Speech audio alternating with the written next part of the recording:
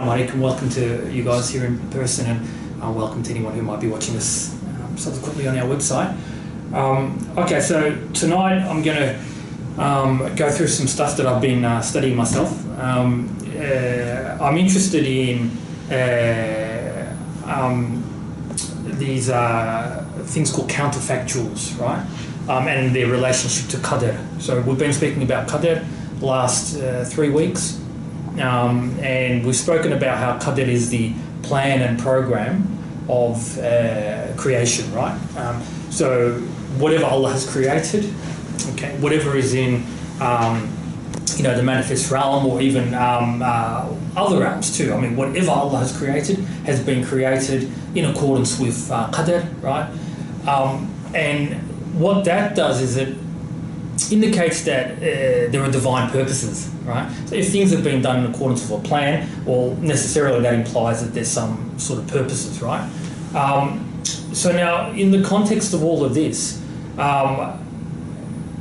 it needs to be the case that Allah knows certain things, right? In order to make a plan, I mean, that presupposes knowledge, right? So what I'm interested in is the breadth of that and the depth of that knowledge, right? Just how far does it extend? What sort of things does it cover? And that's going to be pertinent to the question that I have there. Does Allah know how I would have chosen had my circumstances been different? So in essence, this is going to be like a discussion of theodicy, right? We're going to try to defend qadr in a way, right? People say, look, my qadr is to blame, maybe partly, right, for my lot, right? So that's what I want to explore tonight, inshallah. Okay. So qadr is the plan and program of creation. Kerem spoke about the relationship between free will and qadr. In particular, we said that Allah knows from His azali state, from His timeless state, all of our future choices, right? So from contemporaneous with Allah's creation of us and His giving us certain choices, right? Contemporaneous with that, He sees what we choose in those circumstances, right? So what to us appears as something in the future, as something that hasn't yet happened, in Allah's knowledge, right? And indeed in Allah's sight, it's already there, right? And that's what it means to be a timeless being, right? You don't have to wait for the future to see what will transpire. You can see it as though it's there now. In fact, it is there now for Allah, right? The qadr is written with the knowledge of these choices, right? So that, when, for example, Allah determines, what the extent of your sustenance, He's taken into consideration the du'as that you'll make for sustenance, for example, right? One small example, right? We know that on certain occasions, we can make dua and we can ask for certain things, increasing our sustenance, children, a job, you name it, right? You can ask for certain things, but how is it that Allah is going to give you those things if He's already, decreed what you're going to get? Well, it's because those decrees are made from Allah's azali state. It's not as though He's made them temporally prior, those decisions temporally prior to your choosing certain things, namely to make a certain dua. It all just happens timelessly. So it's quite easy then, it's quite coherent logically then to see how it is that, Allah can write qadr, even taking into account the du'as and that I'm going to make, the choices that I'm going to make, the actions that I'm going to do in what to me seems like the future, right? So that's sort of the gist of what I take from some of what Kerem went through. Now, what about this though, right? What about these things called counterfactuals? Right? Counterfactual, as the name suggests, is something counter to fact, right? And I'll go through some examples shortly. So Allah knows what I will choose in the circumstances that Allah does in fact place me in, which is what we've just been through on the previous slide. So, Allah says that, Shabir, you'll be born in Sri Lanka, then later you'll go to Botswana, these will be your parents, etc., etc. Much of this is out of your hands, right? Much of this is out of your hands. Now, Allah knows that in those circumstances you're going to make certain choices. Although it's in the future for you, he already knows that. So that's one matter. But then you've got this other matter about, does Allah also know what I would have chosen had he placed me in different circumstances? Okay, so that's the key thing here. You were born in Botswana to certain parents, but what if you had have been born in I don't know, in Istanbul, you know, to some other parents, or in, you know, some Scandinavian country to, you know, a couple of raging atheists, or, you know what I mean? Like, pick any set of circumstances, right, and let's fully specify all of those circumstances, right? Let's just make up a completely different and distant possible world, right? So in that very distant possible world, right, in possible world semantics, they'll refer to possible worlds that are close to the actual world, right? So what that really means is that a set of circumstances very similar to the set of circumstances that does indeed prevail, and then ones that are much more different. So pick one as distant as you like, or even as close as you like. Obviously, the choices you'll make in that hypothetical set of circumstances are not going to be the choices that you make it's a different world, it's a different set of circumstances. Will Allah know, does Allah know what you will choose in these other possible worlds? Okay, does he know that? That is, does Allah know the truth value of counterfactuals pertaining to persons' free choices? Okay, do such counterfactual even have a truth value? So it's easy enough for Allah to know what will transpire in these different sets of circumstances if we're only talking about the motions of inanimate matter, let's say, you know, because I mean, it's just a simple formula, you know. Once Allah decrees how it is that matter is going to interact and move, if there are any sort of weak causal relationships there, or, you know, I mean, however it is that Allah has decreed that matter is going to move, change their variables, and then Allah will tell you what will happen physically, right? That's very, very easy to understand, right? I mean, if we had a computer program that could model different universes, and we do have such computer programs, we can see results for how things are going to work, right? But that's not what we're talking about here. We're talking about a very special sort of variable, namely the variable where in which beings that have been created have got free will and can choose whatever they want, right? So in these other possible worlds, right, in these counterfactual situations, is it possible, right, for Allah to know what some guy is going to choose, right? Or is it instead the case, perhaps, that those sort of questions don't even have an answer, okay? As follows.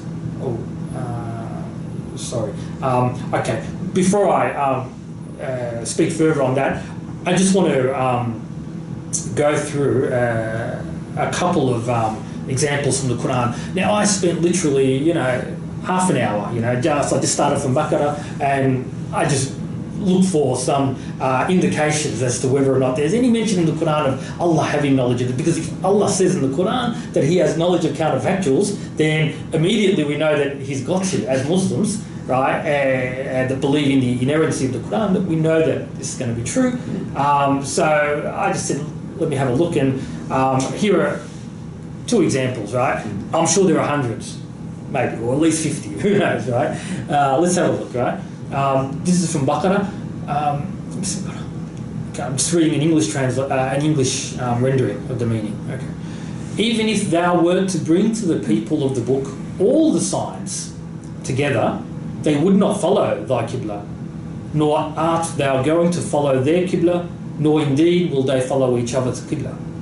Okay, so there's a counterfactual.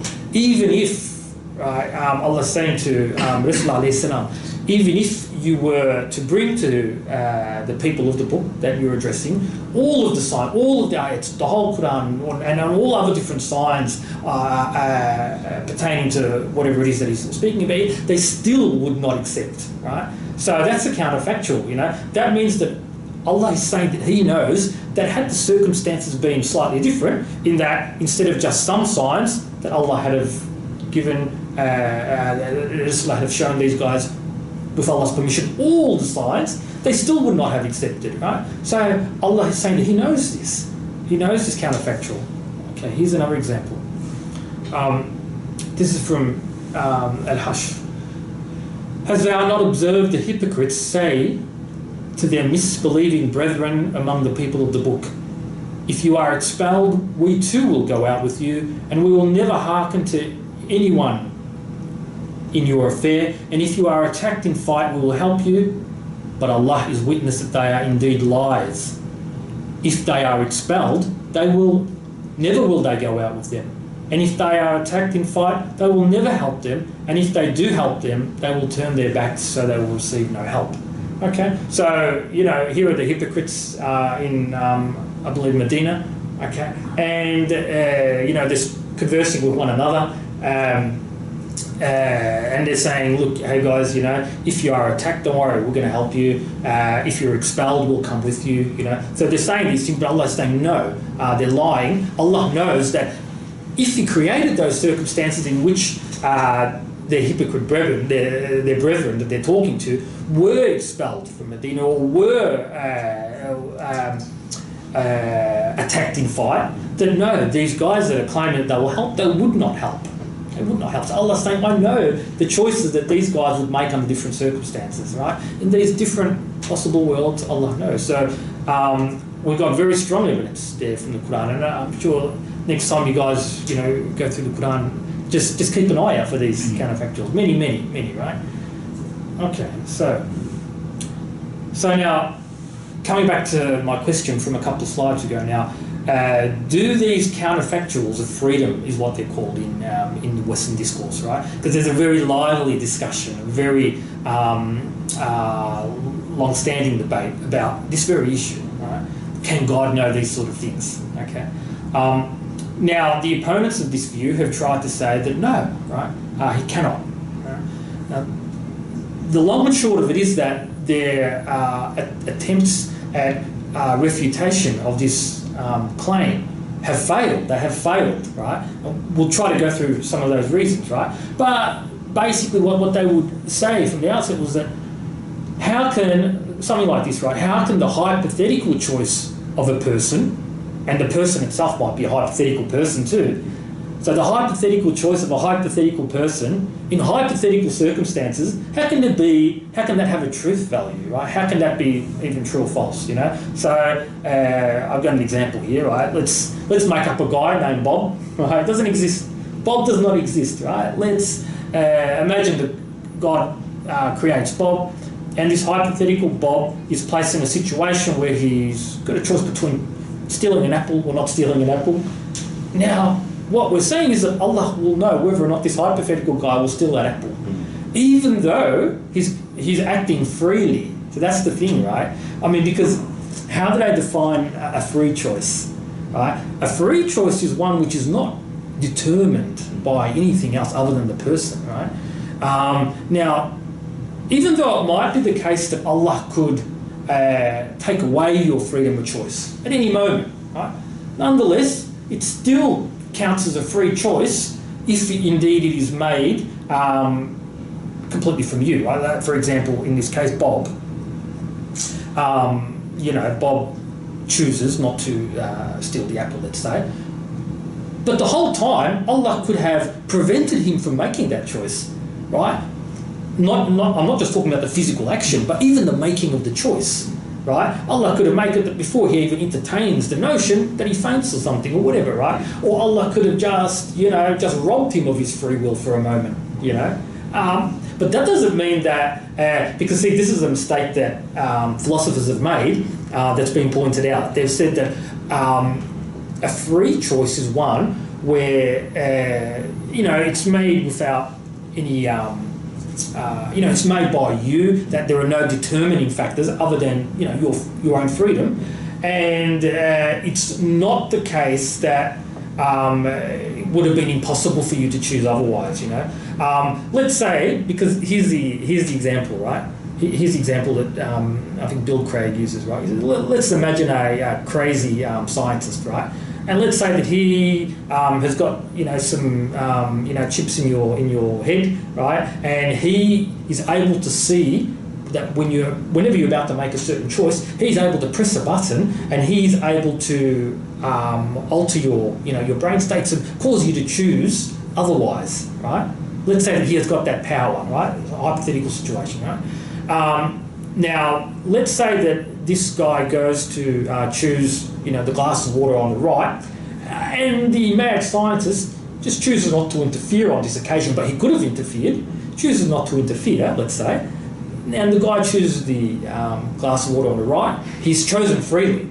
He has still chosen freely, because why is this relevant? Because we believe ourselves that Allah just chooses for us to have free will. It's not a necessary fact. Allah can at any time take that away, right? We only have free will. That's why it's called juzi, right? We only have free will insofar as Allah allows us moment by moment to have it, and He can take it away if He so chooses, But it's just that giving us free will is part of qadar, it's part of His plan for how creation ought to be, right? And how this whole game of life ought to play out. Therefore, He lets us have it, right? So, okay. So now, coming back to this situation with Bob and the theft of the apple, right? The choice between stealing or not stealing this apple. They say that his choice is free even if someone could have intervened, if no one has intervened, and he has made that choice himself. Now, there might be influences, right? There might be, a good friend over here saying, hey, no, that's the wrong thing, mate, don't steal that apple. Or there might be a bad friend over there saying, hey, come on, it's going to taste nice, let's grab that apple. But none of those things causally determine him to steal this apple. He still makes a decision. Ultimately, he weighs up the pros and cons and he makes a decision. Or even if he doesn't give it much thought, nonetheless he still makes a decision, right? So now if Bob's choice is free like that, how can Allah know what he will freely choose? He's not even a real person, okay? He's not even a real person. But what are your intuitions on this? Have they got a good argument here? Is there some intuitive appeal to what they're saying?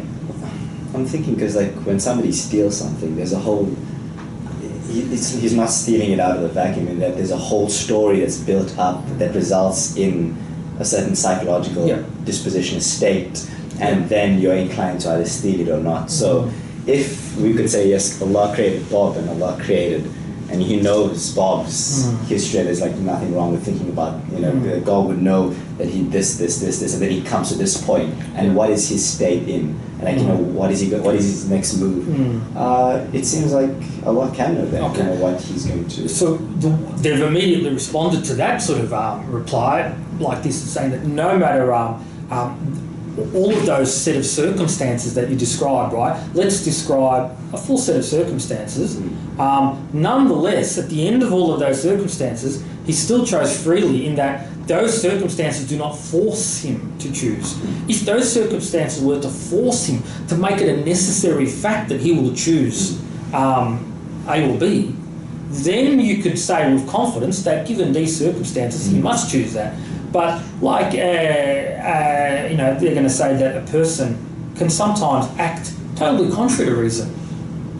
If persons would always act rationally, or when I say rationally, if persons were always to act in accordance with their inclinations, then the matter would be easy. If that was a necessary factor, it would be easy, So you can just look at, the whole set of circumstances and you say, this person is inclined to, he's a thief and he will steal. But sometimes a guy will be an honest guy and just, without even, because he hasn't thought about it properly, he'll just do something out of character, Or sometimes a guy will just do something without even giving it any thought, just almost at random, just almost at random. So here are a group of objects in front of him and he wants to pick one up, I don't know, like a jar of M&Ms, and he chooses one of them and he just does not give it any thought, But Allah knows which one he would have chosen, we're saying, Yet he has not given it any thought, So there are no determining circumstance. There are circumstances which might lead you to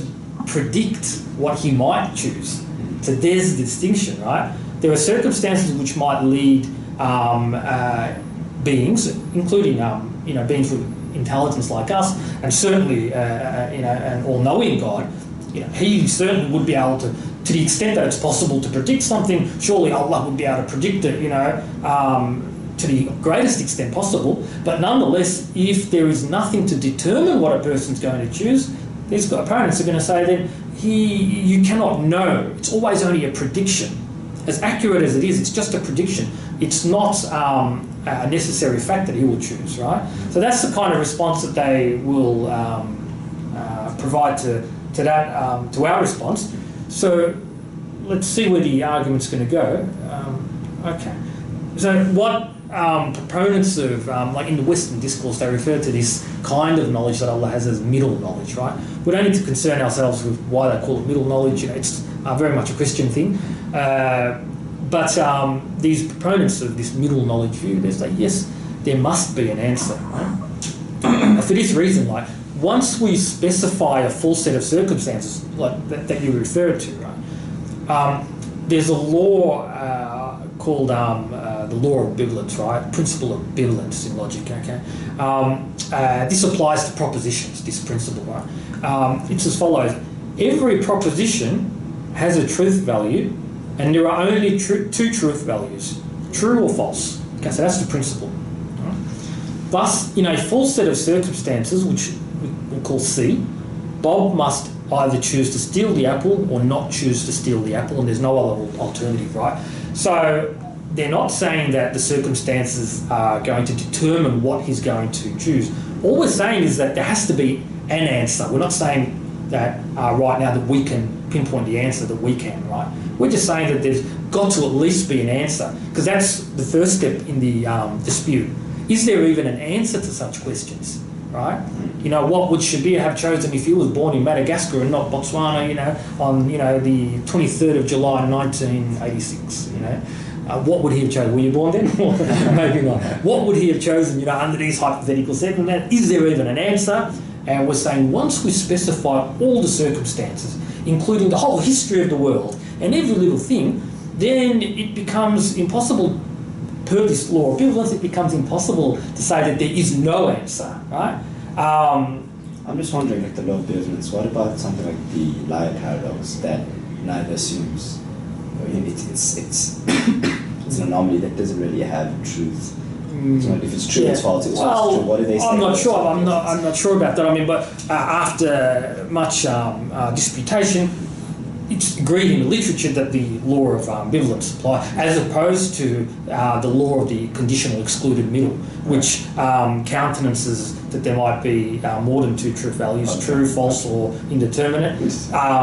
They've come to the agreement that, or at least they're claiming that the law of bivalence applies. So, I think intuitively they're correct, right? Because let me ask you this, right? My wife and I spoke about this last night.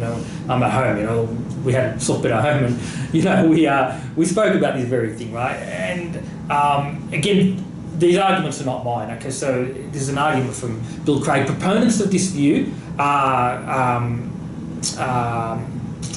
I think it's Thomas Flint, also Alvin Plantinga, Bill Craig, and a list of others, right? And Bill Craig, for example, says that, look, if Alvin Plantinga endorses this view, I mean, you'd want to be very careful to say that it's incoherent, He's considered to be one of the foremost, if not the foremost, analytic philosopher in the Western world today. Okay, so and he's a Christian, right?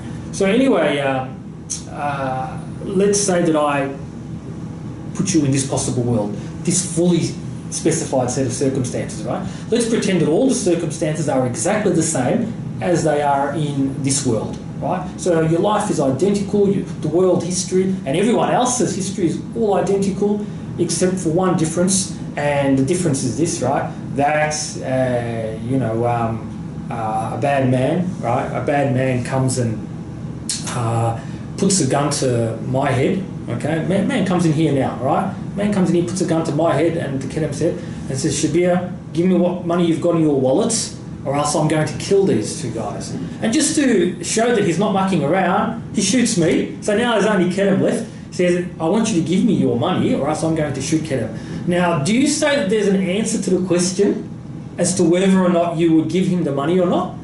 Do you say that there is no answer? Is it possible to say that there's no answer? I mean, it seems abundantly clear that there is an answer.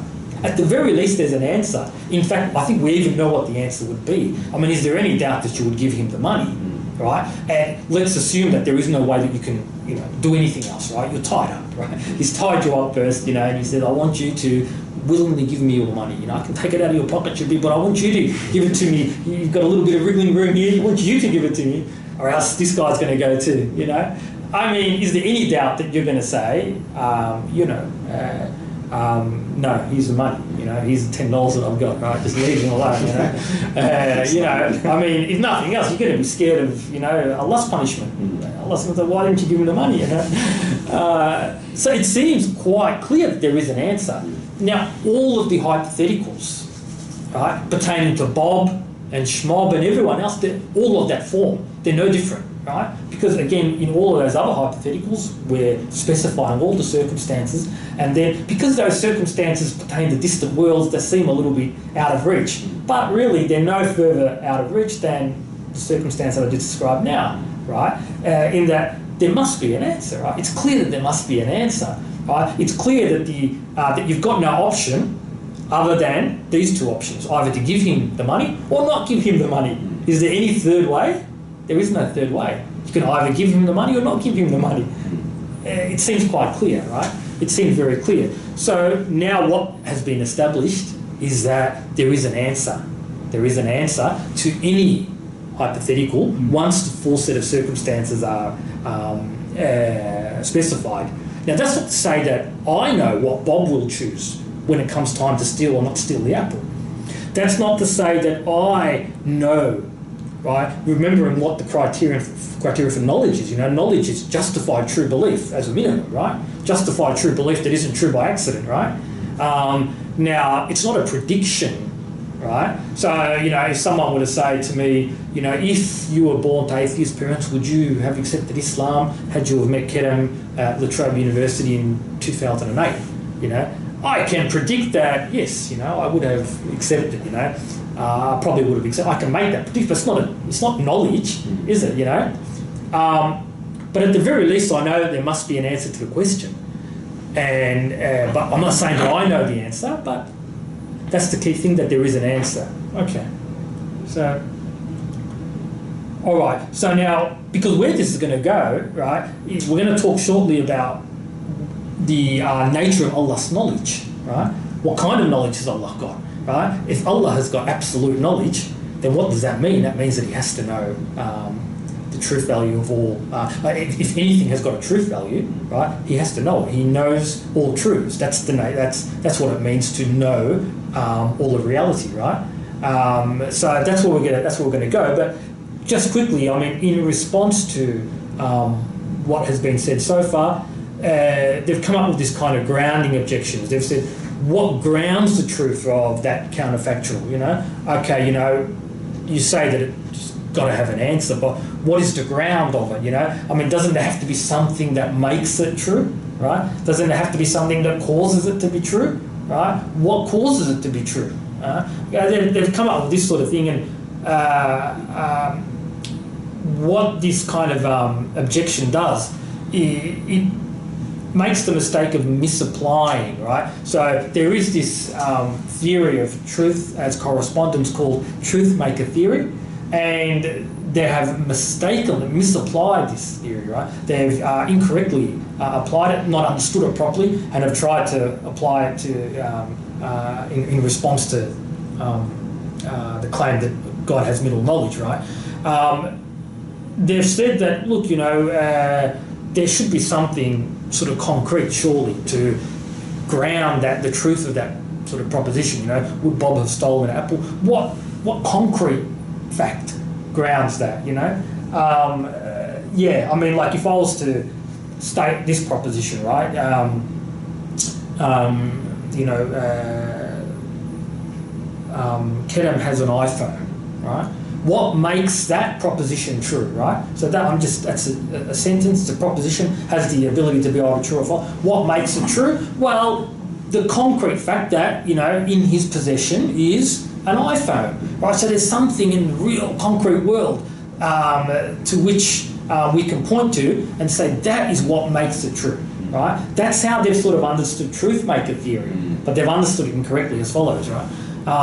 In reality, there doesn't need to be any concrete thing to ground the truth of propositions on truth maker theory, right?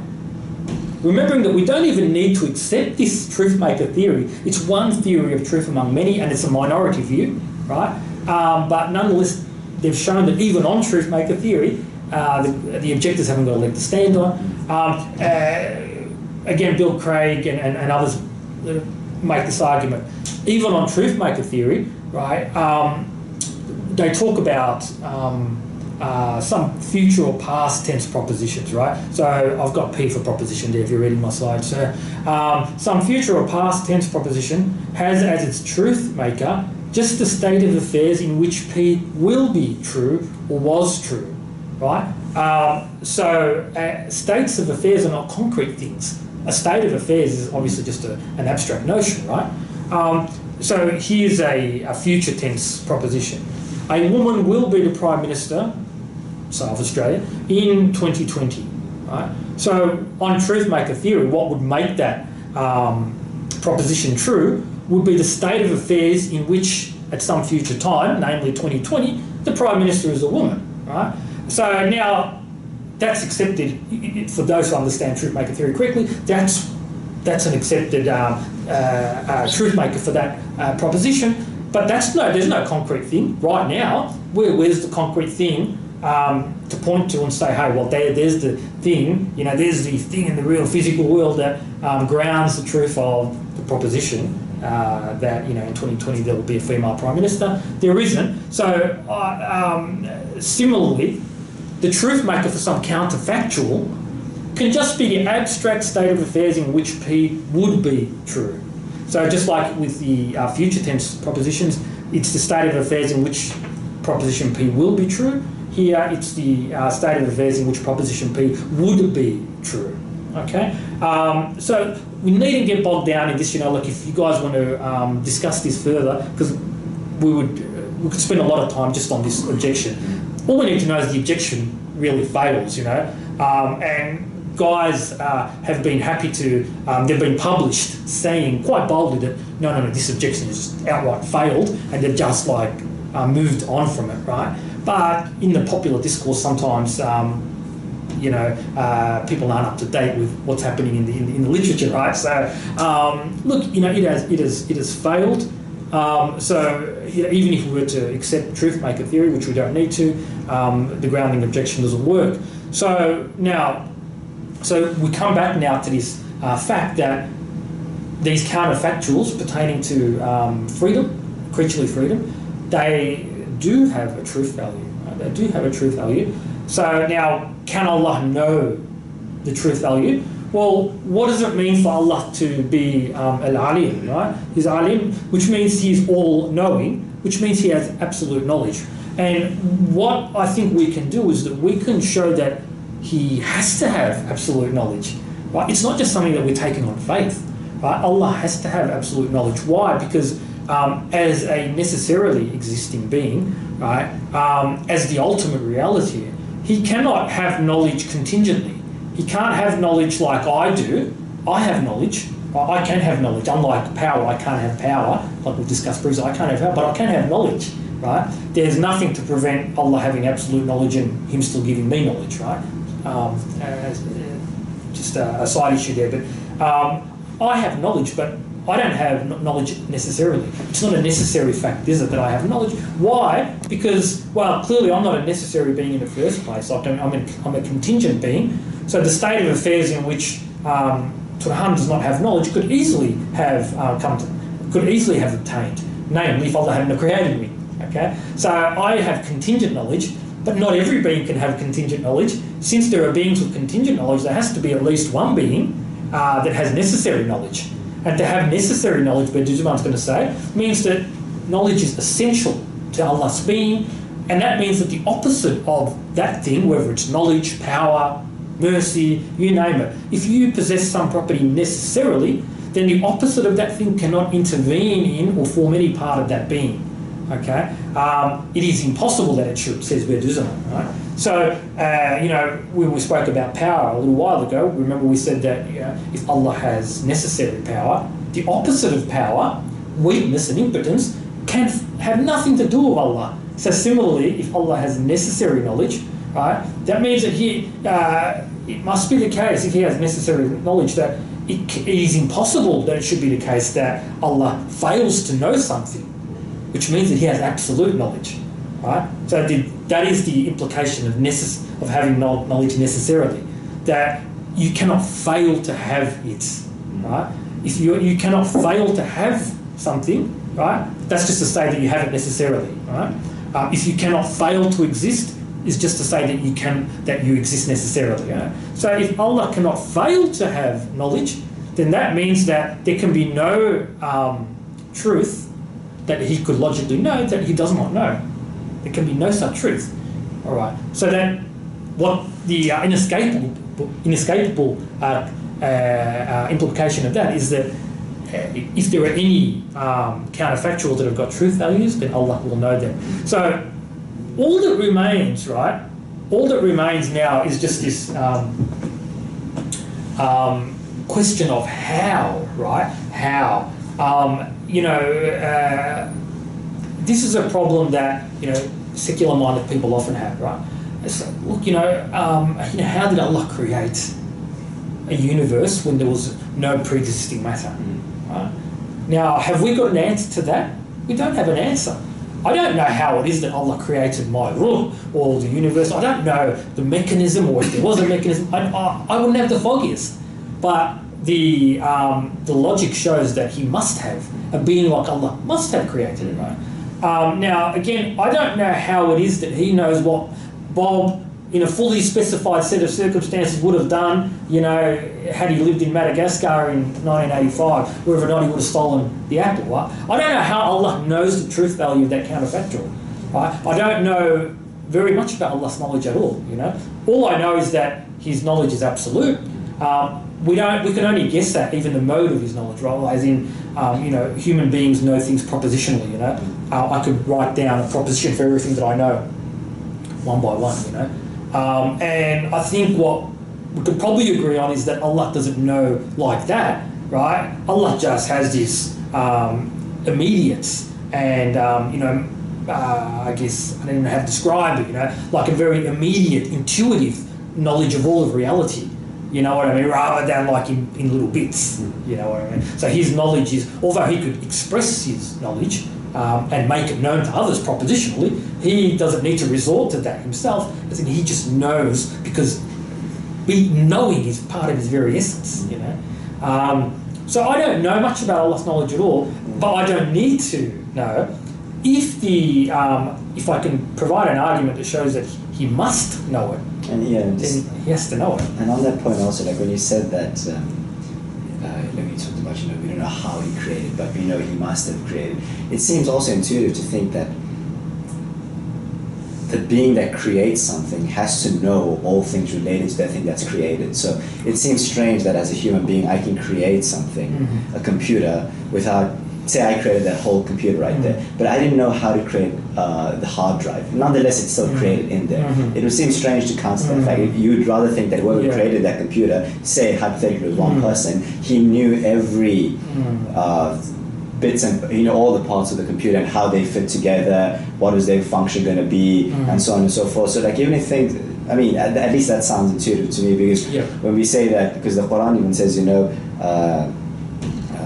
it says something, and then you consider it, and the very next verse says, and should he not know that he is the most subtle, the most aware. It's saying that, and should he not know he that created, and he's the most aware. So it's saying that because of the very fact that God created it, surely how does one create something without knowing?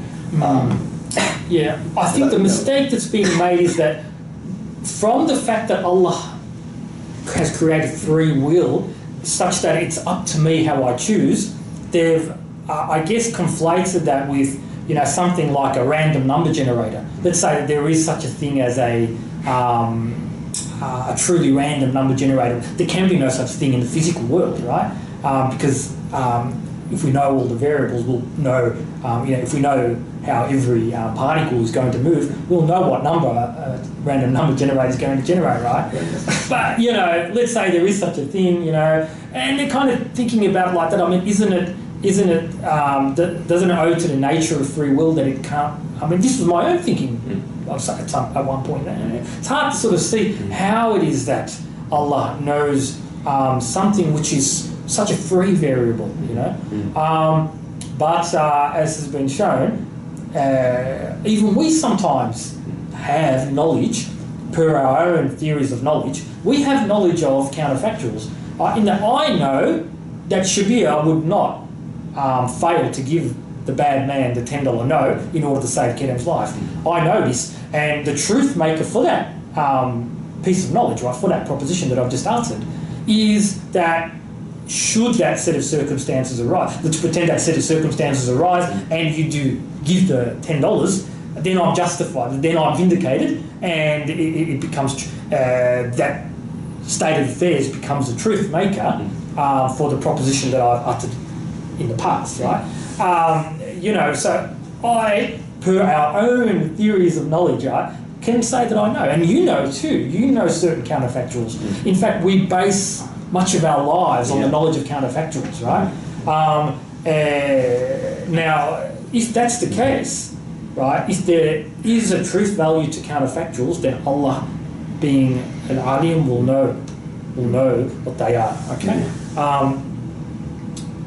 It just follows from being absolutely knowledgeable. It just follows inescapably. What they would have to do is show that it's logically impossible for Allah to know. That's what they would have to do. Okay, so now let's come back to the qadr, right? Now the whole reason why I've gone through all of this, right, is just to point out this, right? If Allah knows what we would have chosen in any set of circumstances, He can choose to create just that set of circumstances that, on balance, best achieves His divine purposes, right? So part of those divine purposes, right? Namely, our achieving the most growth that we can, or gaining the most merit, knowing Allah's beauty and perfection and reflecting it to the highest degree, Allah manifesting His beauty and perfection to the highest degree possible, given free will, right? That's the qadr, that's the divine plan, right? That's what Allah wishes to do. Now, He can do that because He knows. That's why our scholars say this is the best of all possible worlds. Those that have penetrated through to the ghaib have said that this is the best of all possible worlds, right? Given that Allah has given us free will and the opportunity to do haram in this life, given that He has given that, right, then what Allah has done is surveyed all of the possibilities in some way particular to Allah, right? And He has seen that, right, this set of beings that He has created, under these circumstances, and these set of free choices that He knows that they will make, that most achieves His purposes to the highest extent, right? And you can only do that if you know all the counterfactuals of creaturely freedom. Because otherwise the guy's going to say that, no, if Allah had created me in different circumstances, I would have done better. I would have reflected His names and attributes to a greater extent, But Allah knows that, as He says in the Quran, under different circumstances, He knows what you would have chosen. He knows what you would have chosen, and on balance, you would have been worse off. Or His divine purposes would have been achieved to an infinitesimally less degree under slightly different circumstances. You can know that.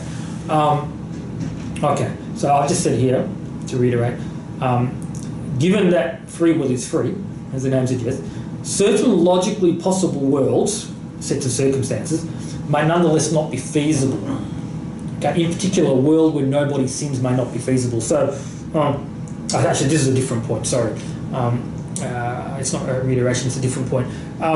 What opponents are going to say is that if Allah knows all the counterfactuals, why didn't He create? Surely it's logically possible that in some possible world, right, under some possible set of circumstances, there are some possible beings that would have always freely chosen not to do evil, not to do haram. Why didn't Allah actuate that state of affairs, actualise that possible world, you know.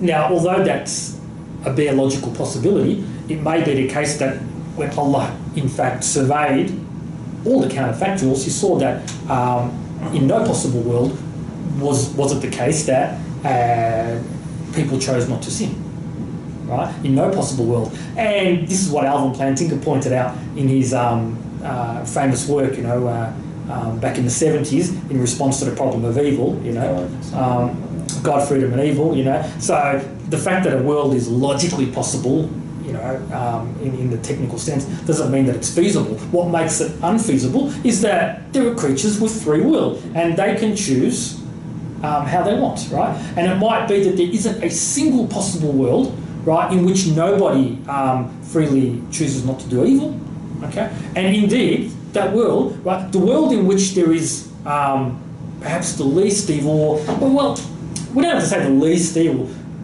we need to say the world in which Allah's purposes, whatever He wants to achieve, the world in which that is achieved to the highest extent is this exact world, you know.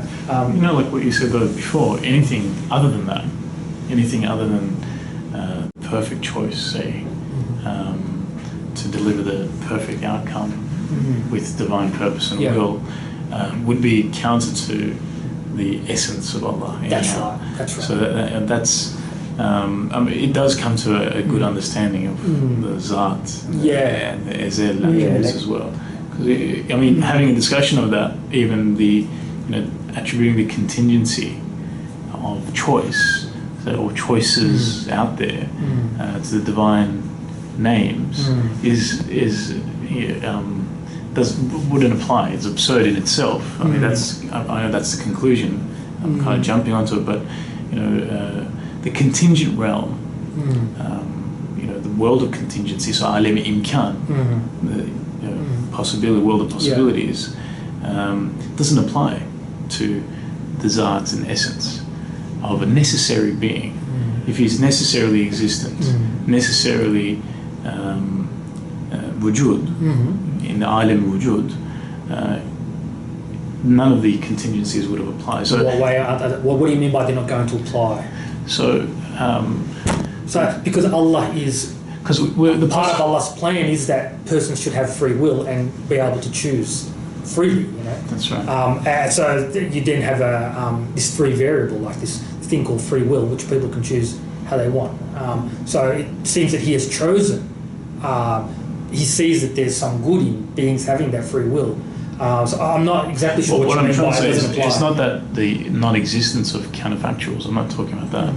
I think what I'm trying to clarify is that what we were talking about the perfect world being delivered, and surveying of the various choices. The world that best achieves anything, purpose, right? anything other than that. I mean, to even think that, for example, the state of affairs that I've been created in, or the parameters that I've been given to make my free choices are the perfect ones. If we are, of course, again, we're basing all of this on an absolute knowledge, good foundational knowledge of Allah, His attributes. Because if we don't accept that, then all of this argument falls apart. So if Allah is absolute knowing, if He's necessarily existent, but I'm saying that we can also demonstrate that those things must be the case too, though. That's an essential part of the argument. We're not taking those things on faith, No, but not on faith. We provide an argument to show that He has to have, He has to be al-alim. He can't. That's right. Yeah. The issue, like for instance, in the previous one we talked about, there has to be a world, or it's feasible that there's a world. It's unfeasible, sorry, that there's a world without sin. Can we base that? Is that what you said? Unfeasible just means that there is no world, although it's logically possible.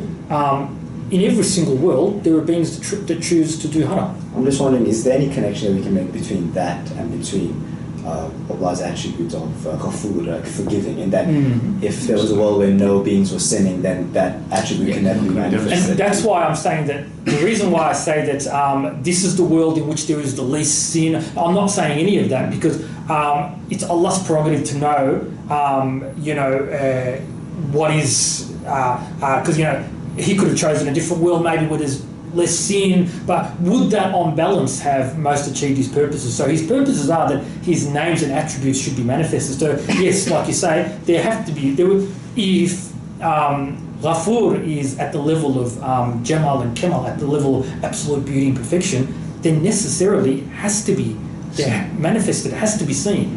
Because then a beauty which remains hidden is not absolute beauty, cannot be considered absolute beauty. So yes, there are going to be beings that sin, and Allah is going to forgive them, so forgiveness will be manifest, so there's another reason why,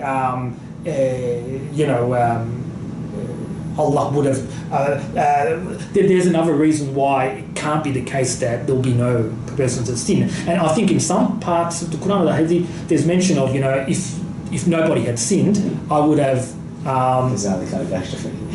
created, a different set of persons. And so I think what he's talking about there is that, he knows the counterfactuals, right? He knows that, it doesn't mean that there is a possible world in which nobody sins. It could be that in every possible world someone sins, but it doesn't really matter. I mean, because he is Ghafur, yes, there will be persons that sin and he will forgive them. And all I'm saying is that on balance, right, all things considered, this world is the best possible world because this is the world in which his purposes are best achieved, and his purpose is that his names be manifest. Okay, the beauty and perfection of his names be manifest.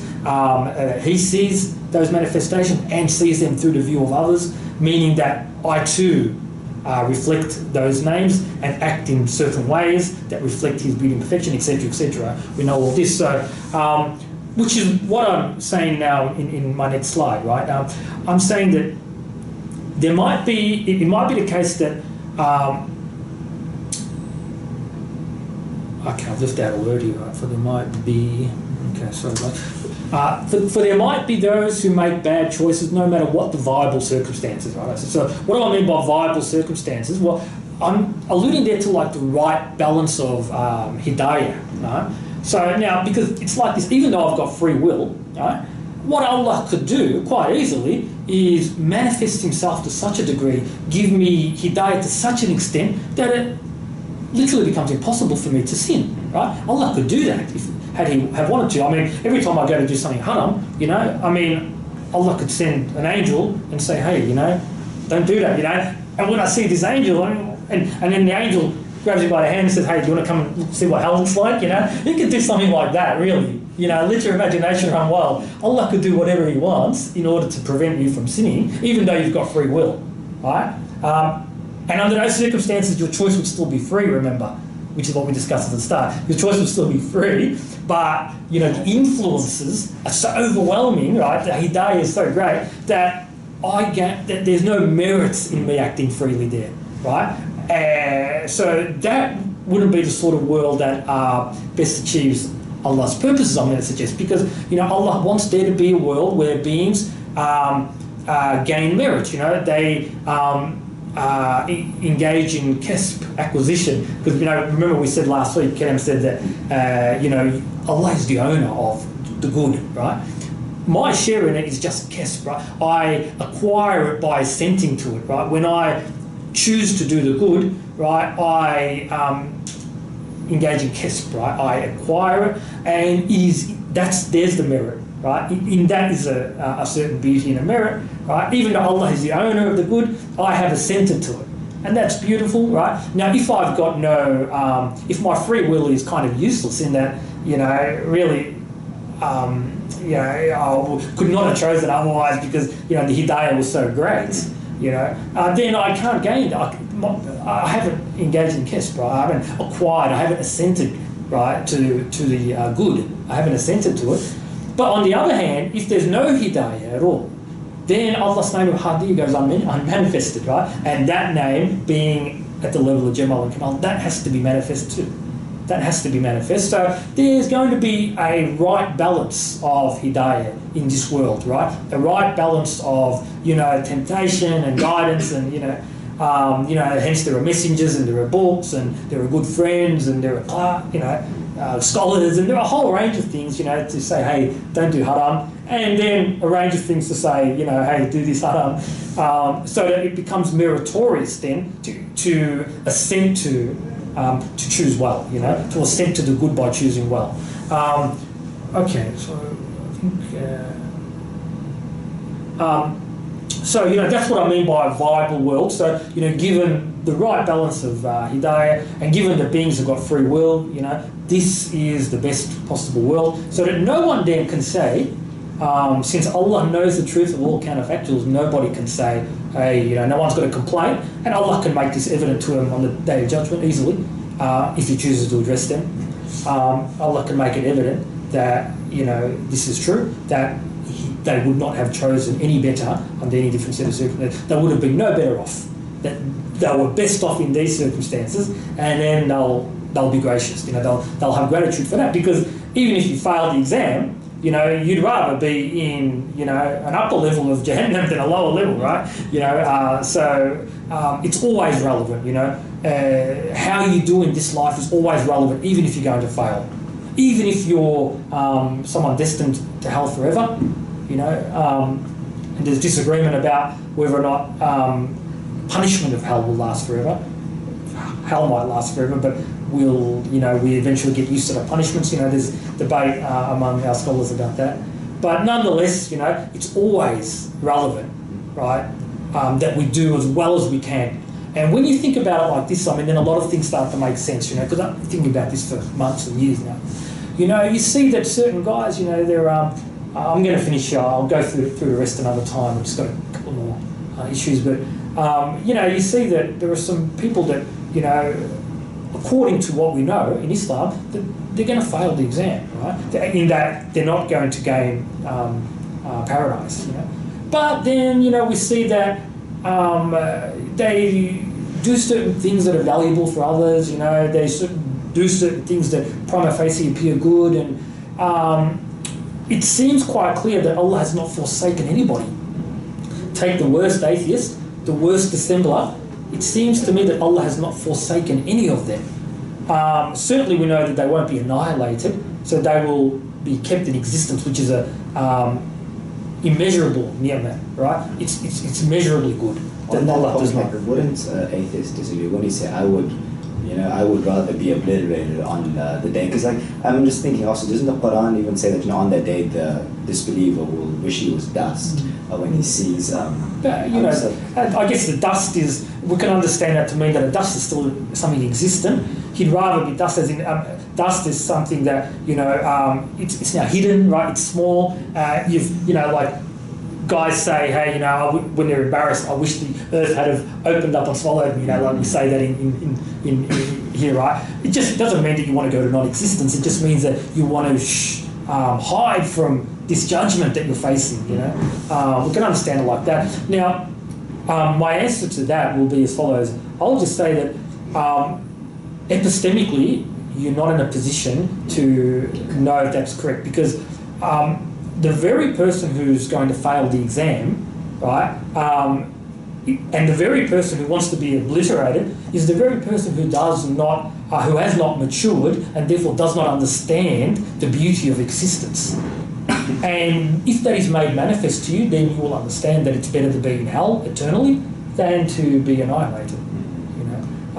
It's a whole other topic, It's a whole other topic. But again, let's say that it is the case that eventually the inhabitants of hell, in the fullness of time, in billions of years, billions of earth years, right, in the fullness of time, that they will be used to their punishment such that they're not in pain or whatever. They're not, but they are in a realm where you would rather not be. You'd rather be in paradise. You'd rather be with Allah. You'd rather have the vision of Allah every Jummah. But nonetheless, in the fullness of time, some of our scholars say that hell will be something bearable. Perhaps like living in the western suburbs of Melbourne, I don't know, right? And in which case, yes, it's much better to exist and be annihilated, right?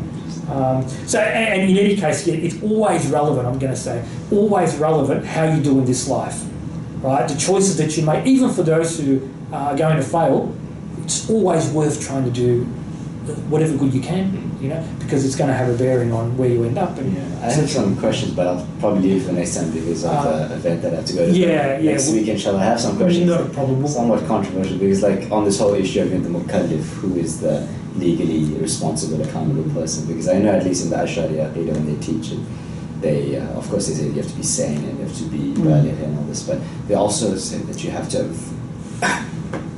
have the correct message of Islam, the correct message of Islam